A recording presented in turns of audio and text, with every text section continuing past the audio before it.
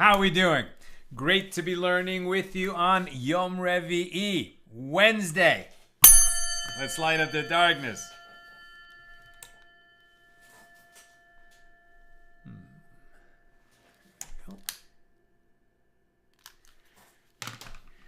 Here we go. Who's in the house? I'll get to that in a minute. I heard an amazing story today. I heard it from Nina, and I'll share that before we start the daf. Who's in the house? Renee in Indiana, Lucy in Minnesota, Melissa in Great Neck, Paul in the Great Northwest, Sharon, exhausted from Pesach cleaning. I honor everybody who's doing the cleaning. It's a huge job. This morning in synagogue, I was walking past the rabbi's office, and his office had a big sign on it. No chametz in here. This office has been cleaned. Right? We got to go through. And I have not cleaned my office. I got to go through this place, clean all the surfaces, vacuum, etc. I don't really bring much food in here, but some. And that's enough. Got to do the cleaning. Michael in Hartford, Connecticut. Clarice in Ciudad de Mexico. Skipping on me. Bella in Florida, Bill in mid-Missouri, Paul in Minneapolis, Nancy in North Carolina, Norman in Ohio, James in Annapolis, Sam in Central Virginia, Aoife in Florida, Marjorie in Georgia, Yisrael in Philadelphia, Michelle in Washington State. Welcome, everybody. So Nina heard this story from Rabbi Yosef Mizrahi. He has some very popular lectures that are available online. And the story is about Daf Yomi, okay, and specifically about Meir Shapiro, Rabbi Yehuda Meir Shapiro, also known as the Lubliner Rebbe. I think the Lubliner Rebbe, right? Did I get that right? Where'd it go on me? Where'd it go? I just looked him up. That's funny. Okay, I'm just going to double check that. Meir Shapiro. Yeah. He was also known as the Lubliner Rav, right? The Lubliner Rav. Okay, so Meir Shapiro created Daf Yomi. He proposed it at a meeting of the Aguda, right? So this kind of meeting, a meeting of the leadership, the Orthodox leadership of that generation. And in 1923, he proposed that there would be a program of Talmud study that everyone could subscribe to around the world, so that somebody, who was traveling from Warsaw to Brooklyn, could just instantly find a group studying, and not only studying Talmud, but studying the same tractate that he was studying, and he could join right in, as we are doing right here. So I was aware that Rabbi Shapiro created Daf Yomi, that he did it in 1923, but what I didn't know is why. And so here's the story I heard from Nina today.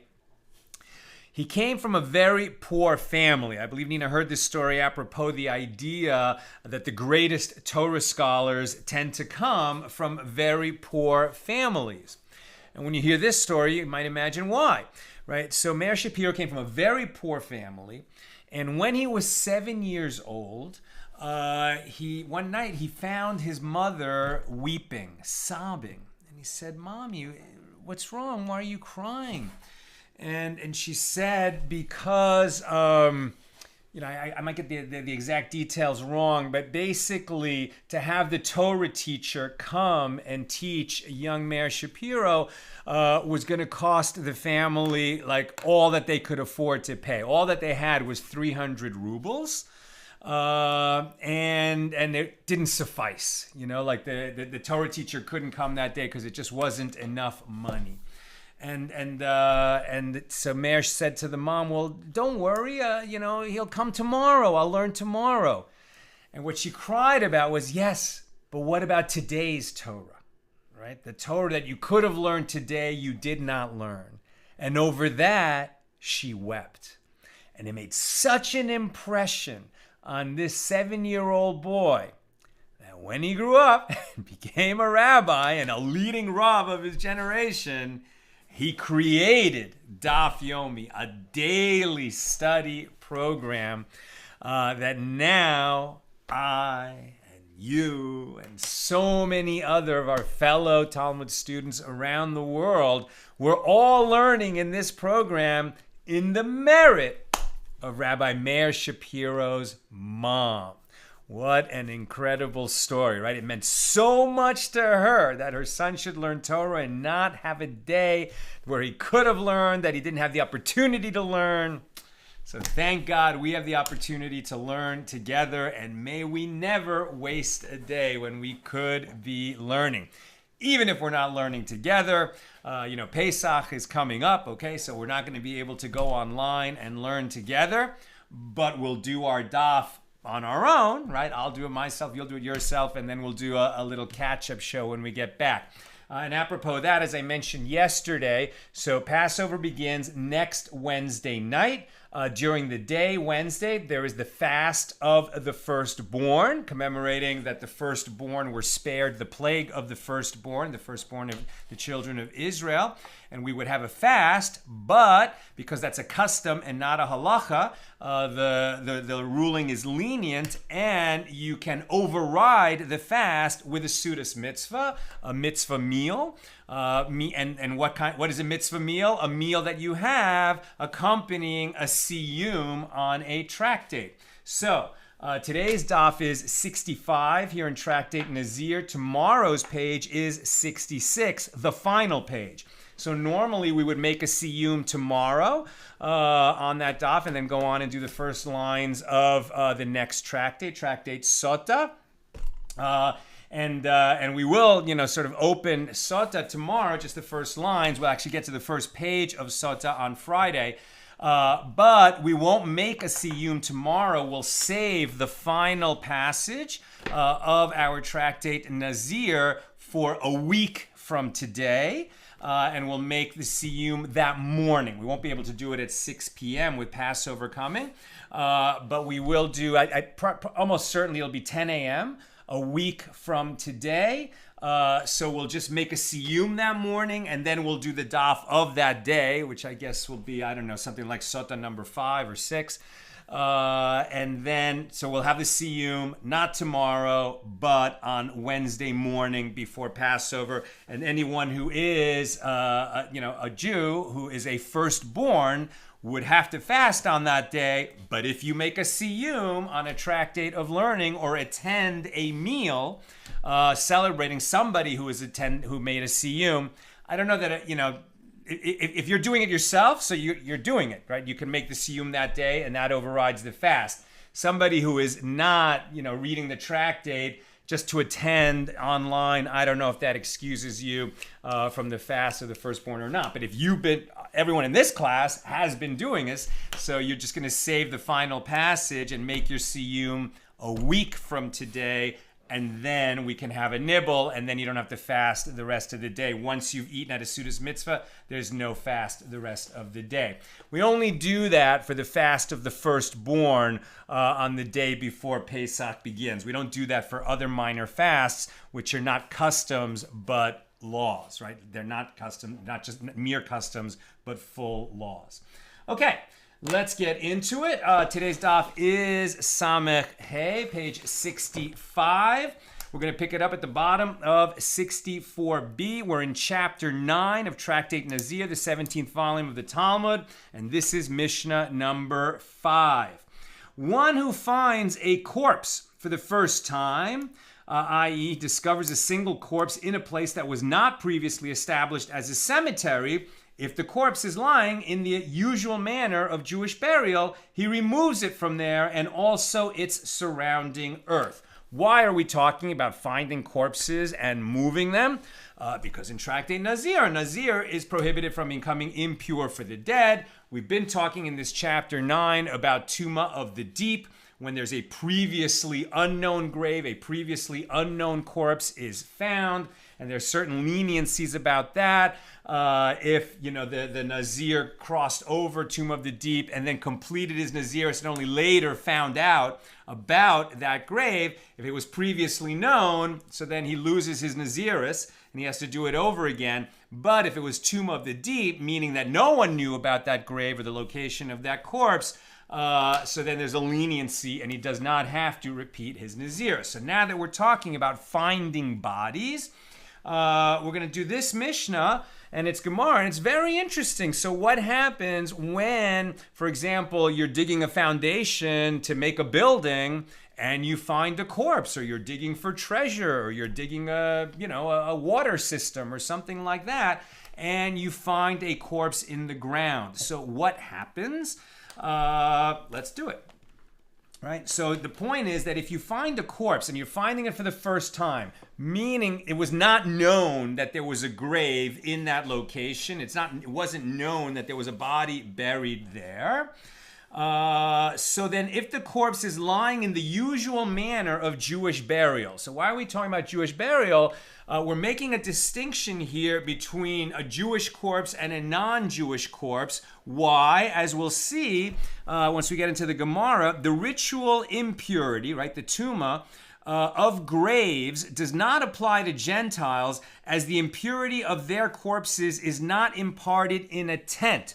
Meaning, if you touch a corpse, whether it belonged to a Jew or a non-Jew, so you became tamei. Only Jews become tamei. Gentiles don't become ritually impure. This is a body of law that applies to Jews.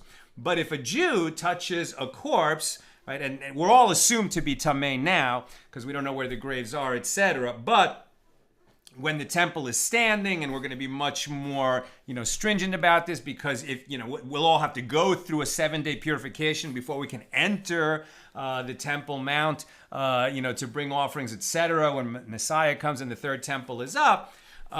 So then, as it was 2,000 years ago, you got to be very careful about where there are graves. Why? Because if you walk over them, your body forms a tent over that corpse that is below, and that's why you become tamei, even though you didn't directly touch it. Now, directly touching the corpse, whether it's Jewish or not Jewish, you become tamei. But forming a tent over the corpse or over the grave, that applies to bodies of Jews.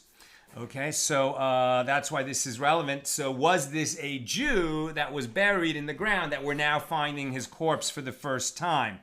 So if it was buried, if the corpse is lying in the usual manner of Jewish burial, and you find this corpse buried in the ground, so you remove it from there, and also its surrounding earth. Why are we removing it? Well, what are we doing digging around in the ground? I mean, we're making a foundation for a house. We're going to put in a water system. We're going to put in a swimming pool, something like that. That is not a place for a body, right? We're going to take the body and put it in an appropriate place for the body. We're going to take it to a graveyard. Not only because this is not an appropriate place for a final resting place for this person who died, but also we don't want to leave it in the ground where other people might come and walk over it. And it might not be appropriate to mark this as a grave because this ground has now obviously been set aside for some other use. That's why we're digging in it. So we're going to remove the corpse and take it to a cemetery. It is assumed, now we find this corpse and we're going to take it to a cemetery. The assumption is that this corpse was buried there alone, and there is no concern that this area is a cemetery, and therefore the corpse may not be moved. Nor does one take into account the possibility that another corpse may be buried in the vicinity. If you find a single corpse, okay, so you take some of the surrounding earth, you take it to a cemetery, end of story. We don't have to assume that there might be other bodies buried nearby. Similarly, if he found 2 corpses, so he removes them and their surrounding earth.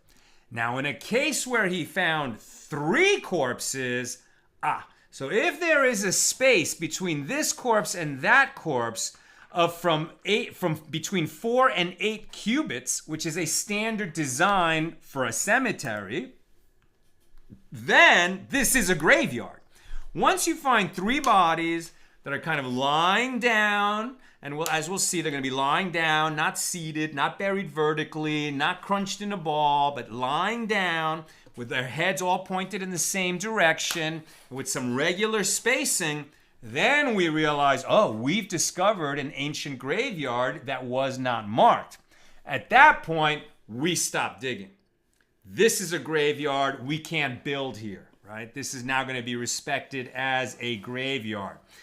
Now one must therefore examine, now we're on 65a, one must therefore examine from that spot. Now that we find 3 bodies and they're arranged in a regular fashion, so now we've determined this is a graveyard. So what else does this mean? So we're going to examine from the spot where we found the bodies outward 20 cubits in every direction. So we're going to make a circle with a radius of 20 cubits. What's 20 cubits? Like 30 feet, right? So it's not an extreme amount of room. I mean, if this is a backyard in a city, this is a very valuable property. If it's out in the country somewhere, it's not so much space. So one must therefore examine from that spot outward for 20 cubits. If one finds another corpse at the end of 20 cubits, so he examines from that spot outward another 20 cubits, as there is a basis for anticipating the matter. Now that you've found a few bodies in this area, you're going to have to keep looking to try to determine how big was this ancient graveyard that was seemingly lost and now discovered again. And he is not permitted to relocate those corpses, despite the fact that if he had found a single corpse, he would have moved it. In fact, if he found a single corpse, he did move it, right? He's supposed to move it, and then maybe he continued, digging his foundation hole, and then later found another body. So if he did that with one body, and then he moved it, and then he found a second body, and he moved it. So what if he then found a third body? What then? Now we determined that this is a graveyard, but we already moved 2 of the bodies. Well, we don't have to bring them back necessarily, but we've now established that this is a graveyard. Now, there's some nuance to that law, as we shall see. But he is not permitted to relocate the corpses of an ancient graveyard, despite the fact that if he had found a single corpse by itself at first, he could have removed it and its surrounding earth. That's Mishnah number 5. Here's the Gemara. Rav Yehuda said the following inferences from the Mishnah. The phrase, he found, this excludes a corpse that had already been found. If it was known that there was one corpse buried in a certain place, so the discovery of 2 previously unknown corpses does not raise the concern that perhaps it is a forgotten graveyard. That's really interesting, right? So you knew there was one body here, and you knew where it was, and then you were digging nearby, so you're going to leave that body alone. You're going to, give it some room. And then you dig nearby and you find 2 more bodies, so you might think, well, now you found 3 bodies. This whole area is a graveyard. But no, the newly discovered bodies, even 2 of them, don't combine with the previously known single body to establish a graveyard. Similarly, the term mace, corpse, excludes a murder victim, harug. So even if there were 3 corpses found, if there are signs that these people were killed, right, that they were victims of murder, so then the area is not assumed to be a graveyard, as they may have been buried where they were found killed. Likewise, the term lying excludes a sitting person, as Jews were not generally buried in a seated position. And the phrase in the usual manner excludes one whose head was placed between his thighs, as that is not the way the Jews are buried. Ula Bar Chanina taught a baraisa. A corpse that is lacking a part of his body is indispensable to life. A corpse that is lacking a part of his body that is indispensable to life has no halacha, no law of the surrounding earth, i.e. there is no need to remove the nearby earth along with the corpse. An interesting distinction, right? So if you find a corpse and now you only found one, so you're gonna take it out of the earth and take it to a cemetery, you have to take the surrounding earth with it because, maybe some of its blood seeped into the earth, some body parts may have fallen off, and you're going to take the earth with it so that you're not leaving, the possibility of like an olive bulk of a corpse that might give somebody tuma who walks over this place. However, if you find an incomplete corpse missing, a part of the body indispensable to life, so not just missing an arm or a leg, but, missing a head, for example, so then you're going to move the corpse, but you don't have to move the surrounding earth. Because this is not considered a corpse in the same way that an entire corpse is.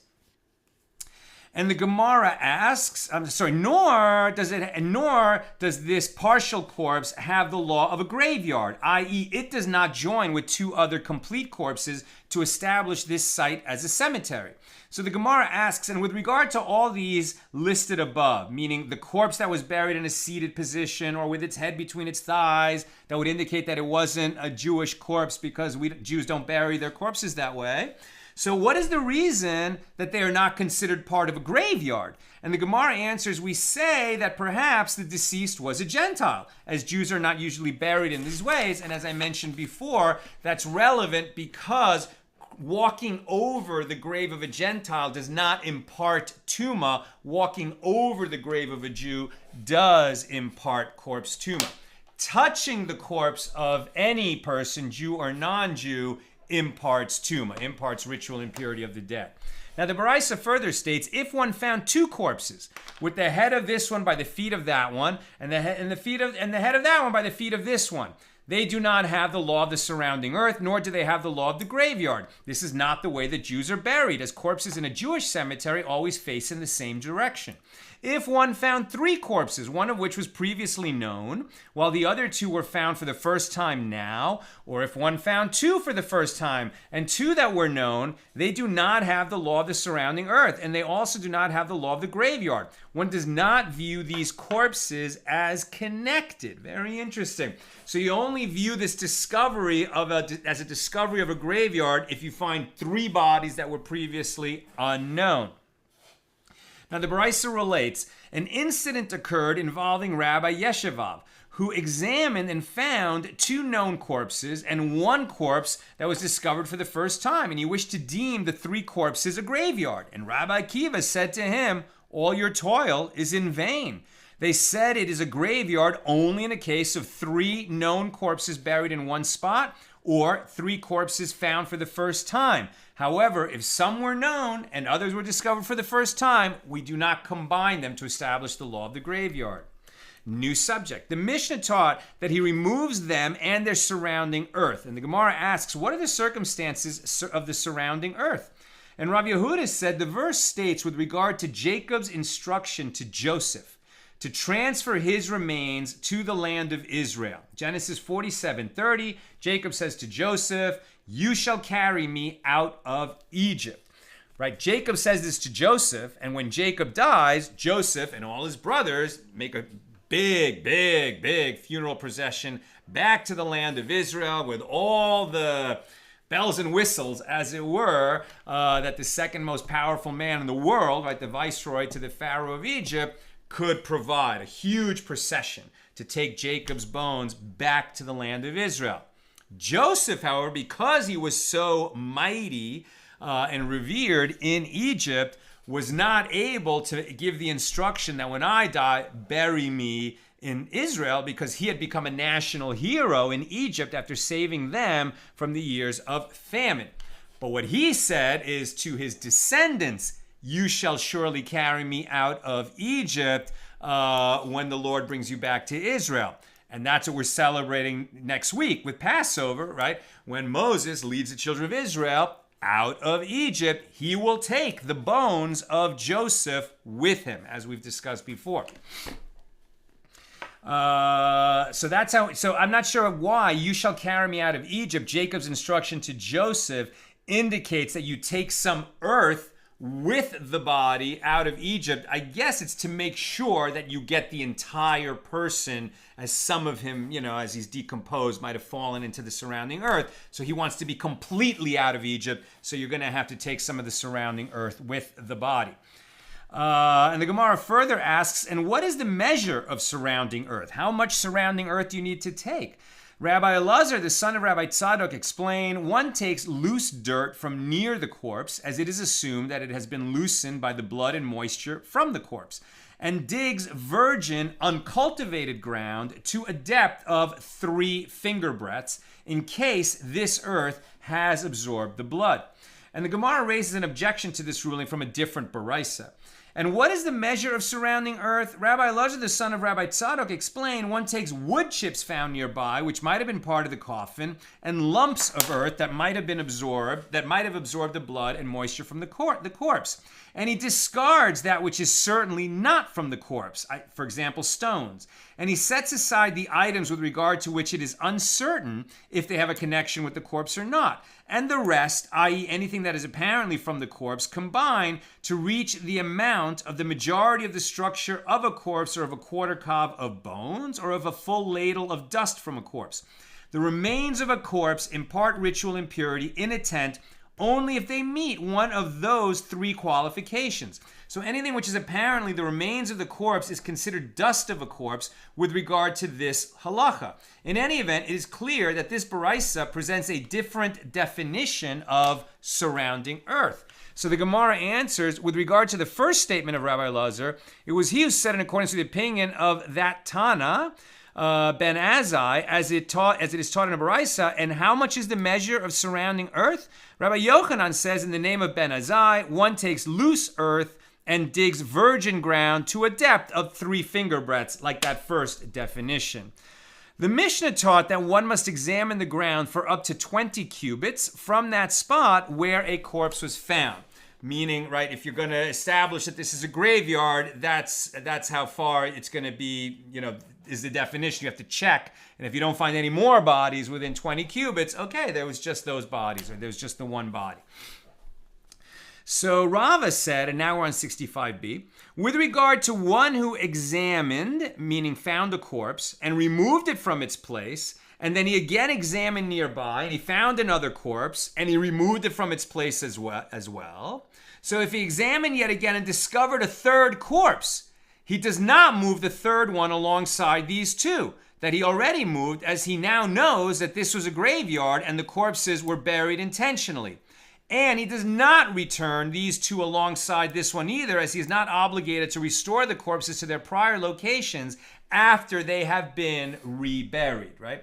So they're all found for the first time, but he found one, took it to a cemetery, kept digging around for whatever reason, found a second, took it to a cemetery. When he finds a third, this was a cemetery, but the two that he's already reburied, he doesn't have to bring back. There are those who say that Rava said, since permission was granted to move the first and second corpses, one may therefore move them all, including the third one. And the Gemara asks, and let us deem them part of a graveyard. Since 3 corpses were found buried together, there might be others in the vicinity. And Reish Lakish said they found a pretext and deemed Eretz Yisrael, the land of Israel, ritually pure. Since at that point there was just one corpse, the sages were lenient and were not concerned about any further impurity. And the sages wished to avoid uncertain impurity because people were careful to observe the laws of ritual purity in the land of Israel, and additional cases of uncertain impurity would be complicated to observe. Bottom line, when the temple was standing and people regularly made pilgrimages to the temple to bring offerings, which they could not bring in a state of impurity, and if they became impure for the dead, it was a 7-day impurity that was complicated to be purified from. Everyone in the country was careful about where bodies ended up because they could cause this problem of walking over graves, of Tuma of the deep that became known later, etc. So the country, the population of ancient Israel was quite punctilious about making sure that all graves were marked and known and bodies ended up in proper graveyards. And while we don't have the temple today, and we're all just assumed to be tamei, and we're not purifying ourselves, and we can't purify ourselves from the dead because we don't have the waters of sprinkling, the ashes of the red heifer, etc. Nevertheless, as we've seen, the dignity of a body of a person that was once a child of God, it carried that soul around in this world, is a matter of enormous importance and dignity, and it is part of our tradition to remain punctilious about what happens to bodies after a person passes on. And it is strong, very strongly held Jewish law that we don't cremate bodies. We try to bury a body within 24 hours of the death, if at all possible. We keep a shomer, somebody watching over the body, so that it is not alone until it is interred. And there are many, many, many other laws that would show tremendous respect. And the analogy that's often made in a Torah context about a body that once carried a soul around in this world is that it is likened to the tablets of the Ten Commandments, specifically the first set of tablets, right? So Moses went up, God carved the first set of tablets with the Ten Commandments, gave them to Moses. The people sinned in the incident of the golden calf.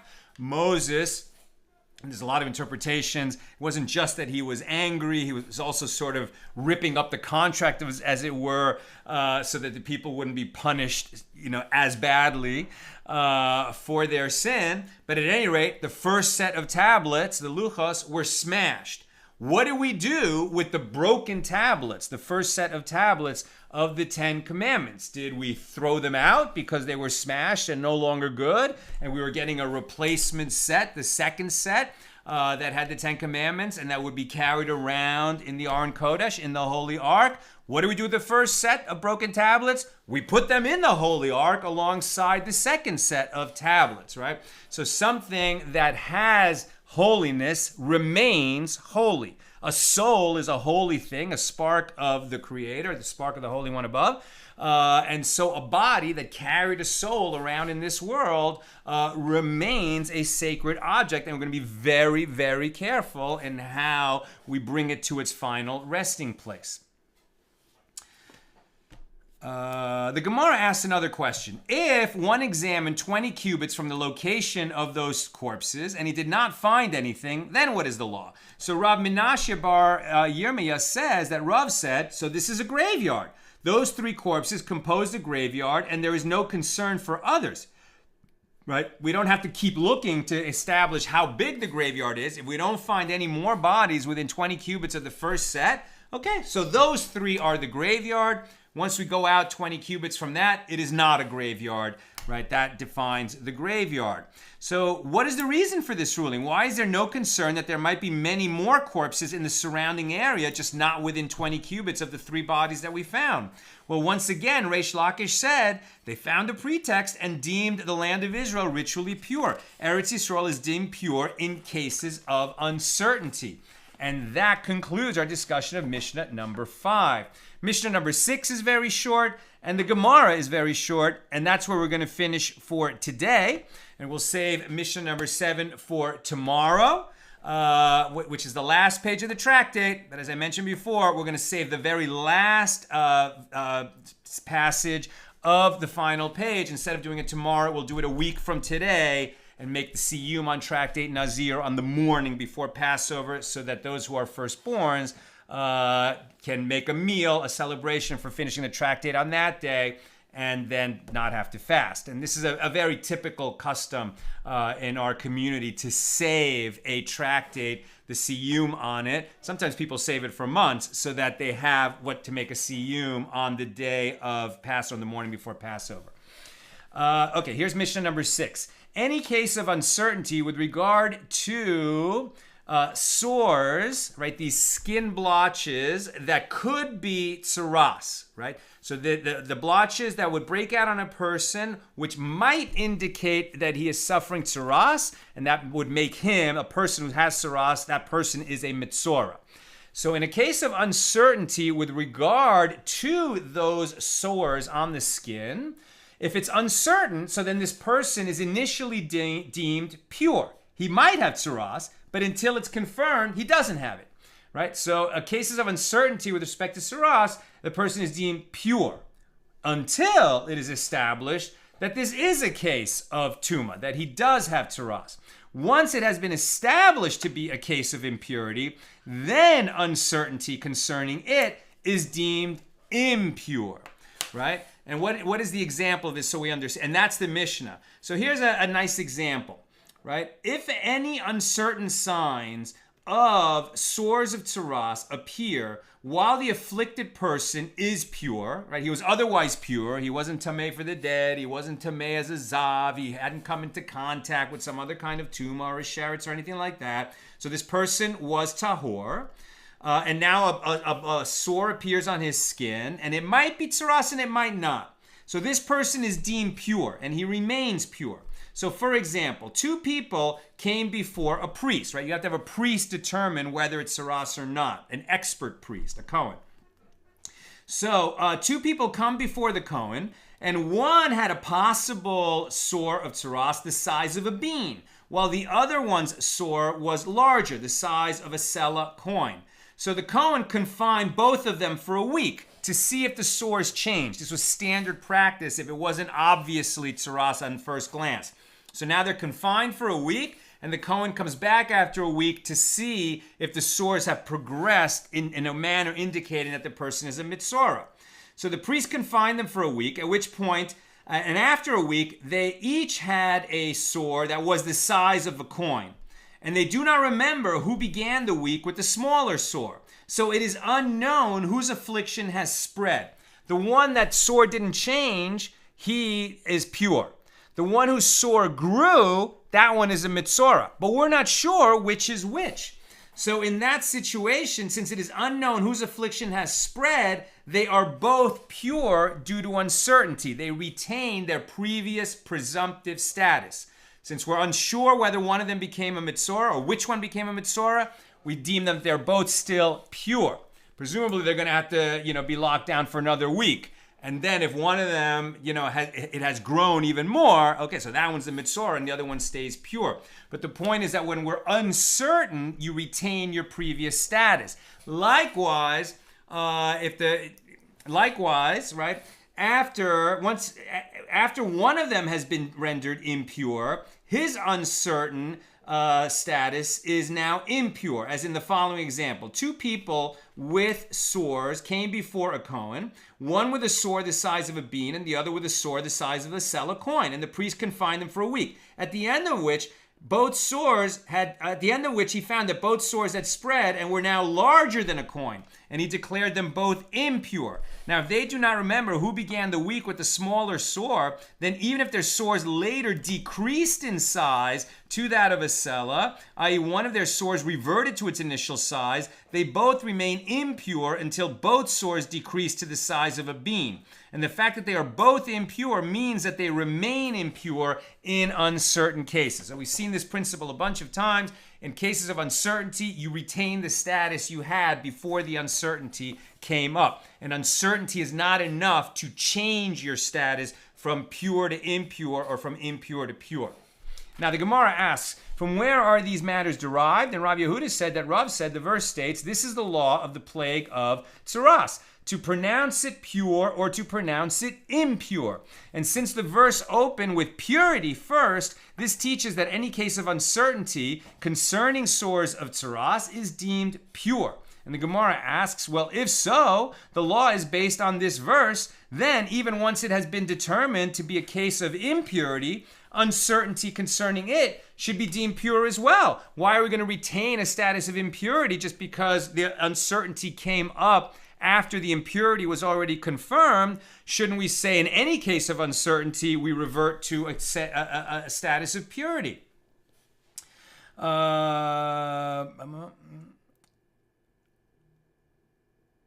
Right? So that's the argument. So rather, when this statement, when this statement that Rav Yehuda said that Rav said was stated, it was stated with regard to the following dispute in a Mishna concerning an uncertain sore in Negayim 4:11. So if the snow white sore, right? So that when the priests become experts in this field, they study the size, the shape, the color, whether there's a hair growing out of the sore or not, whether the skin is scaly or moist or dry. There's many different, attributes in recognizing this baharis, right? As it's known, this sore that would indicate tzaraas. So if the snow white sword, the baheris, which is one sign of tzaraas, preceded the white hair, which is another sign, then this person is impure. And this law is stated in the Torah. And if the white hair preceded the baheris, then he is pure, as this is not considered a sign of impurity. And if there is uncertainty as to whether the snow white sword or the white hair came first, then he is impure. And Rabbi Yehoshua said, keicha. Keicha. Keicha. Most commentaries explain the word keicha as a verb, i.e. an action performed by Rabbi Yehoshua, and have a version of the text that omits this word. So this is an unclear word. So the Gemara asks, what is the meaning of keicha? Rabbi Yehuda said Rabbi Yehoshua pronounced the matter unsolvable and ruled it pure. And the Gemara further asks, and perhaps this means that he pronounced the matter unsolvable and he ruled it impure. And Rabbi Yehuda said that Rav said the verse states to pronounce it pure or to pronounce it impure. And since the verse opened with pure first, in this unsolvable case, the person is deemed pure. And that concludes our discussion of Mishnah number 6. Tomorrow, we'll do page 66. We'll do Mishnah number 7. But we will save Mishnah number 8, the final Mishnah, for the morning before Passover, when we'll make our siyum on that day. Okay, let's see if we've got questions or comments. On Nazir 65. Tom, regarding finding an ancient graveyard, is this Mishnah still enforced? Especially in Israel, they must still be finding bodies. I don't know. I mean, there's definitely a lot of graveyards in Israel, not just famous graveyards like on Mount of Olives, but little graveyards even around Jerusalem. And they're always, doing archaeology and making archaeological discoveries. Now, having said that, to find bodies laid out like a graveyard, that doesn't happen so often because Jews have always lived in the land of Israel since ancient times. There's always been a presence of Jews living there. There was never a time, basically since Abraham when there were, well, I guess during the time that we were slaves in Egypt. But other than that, there were always some Jews living in the Holy Land. And certainly since the Second Temple was destroyed. And so Jews, to the extent that they could, it wasn't always possible to have full autonomy over our affairs in Israel, under the Romans, under all the various empires that conquered that land.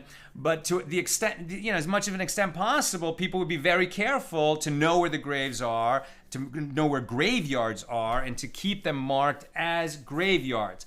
Having said all that, I'm not sure what goes on today if they actually do discover a previously unknown graveyard. I would think that the rabbinic authorities of Israel would step in and make sure that that area was deemed a graveyard, which could certainly cause big problems if some developer had paid a huge amount of money and was in the process of building a hotel or something. But I don't know any more specifics than that. And Tom asks, what are the laws for people who die and bodies can't be found or distinguished, like they died in a disaster or war, died at sea, body never found, died in the Holocaust, and the bodies were, horribly disposed of in a crematorium, something like that. So, the law is that we do what we can, and we can't do what we cannot do. The martyrs of the Holocaust would not have chosen to have their bodies cremated like the Nazis did. And so, we trust the Holy One, blessed be He, that when the resurrection of the dead happens, when the Messiah comes, and the dead are brought back, which is a firm belief that we have of the Messianic age, that God will restore their bodies to Him. God who made the original bodies, and everyone's bodies can reconstitute a body even if it was burned up. But we show respect to the best of our ability. And one thing that we'll see in Israel, you always see this if you pay attention on the news, that, God forbid, there's a bombing, there's war, there's a terrorist attack, something like that, a natural disaster, there's an explosion, gas main, something like that. So then there are, there's a force of people specifically tasked with going to scenes like that and, searching methodically the entire area for anything that might be a body part and making sure that it is interred respectfully. So we do the best that we can, I guess, is the answer to your question. That's what I've got for us today. With God's help, we'll be together again tomorrow, Thursday, the regular time, 6 p.m. Pacific, for page 66. But the siyum on the tractate will be next Wednesday at 10 a.m. Make sure you subscribe to the Accidental Talmudist email bulletin. You can subscribe at accidentaltalmudist.org. And, for things like the holiday schedule of classes, since we won't have classes on the first few days of Passover, the last few days of Passover, etc. And we'll put that in the email bulletin, and we'll also post it on Facebook. Have a great night.